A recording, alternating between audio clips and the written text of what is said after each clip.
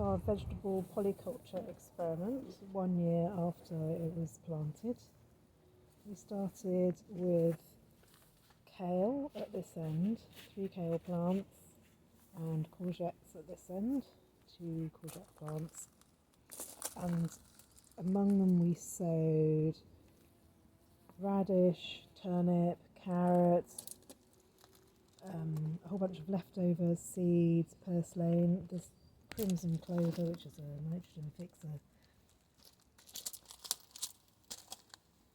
and the radish and turnips were harvested last year, and the courgettes, and those plants were taken out obviously before the winter. There's a few radishes that didn't develop, and we have those flowering for pod. We'll eat the pods here now. Kale plants are finished, then they're going to come out. I'm going to replace those with new courgette plants on this side. As it was thinned, taking out the turnips and so on, in the autumn I added in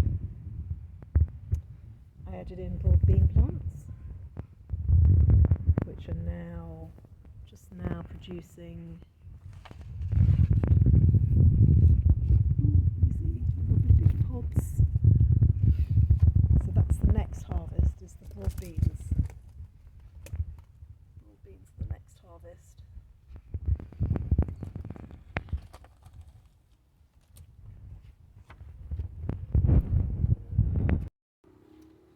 So plus side I've noticed is that the ground now is very fully covered.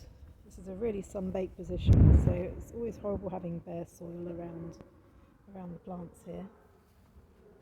You always feel like you're losing a lot of moisture. I don't have to water this bed at all, whereas if I had plants planted out in this heat here with bare soil, I think I would have been watering already. It's obviously popular with the insects. Good for pests and disease, plants fulfilling different niches. On the downside, I can't see how and when I would add in more compost to the soil.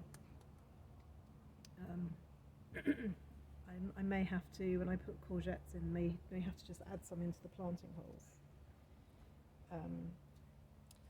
And you'll see there's quite a number of wild flowers now coming through.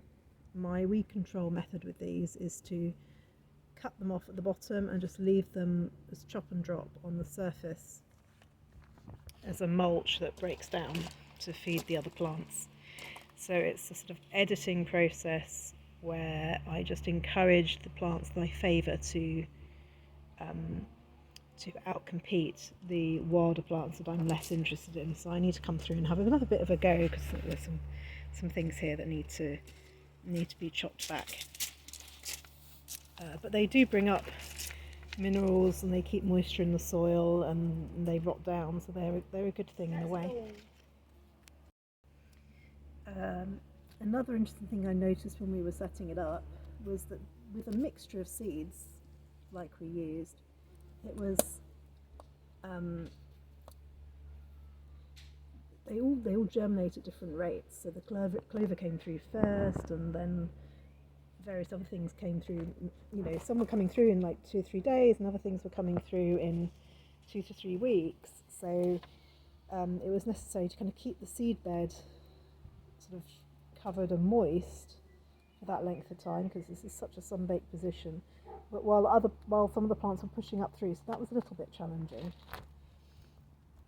I'm not sure how long we're going to keep this, but I just want to really record what it's like and how successful it's been. I wouldn't say we've had massive harvests, but of anything that's in here, but on the other hand, we've had multiple harvests.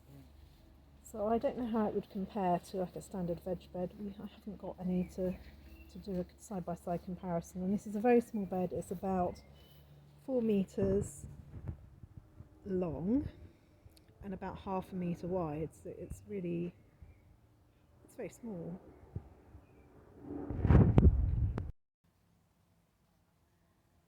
So if I keep this bed going, I'll try and record what happens next with it.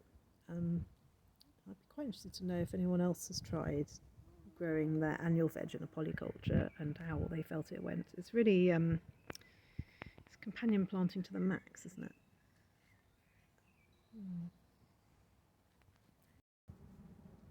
Do you have a favourite vegetable from this bed? Kale.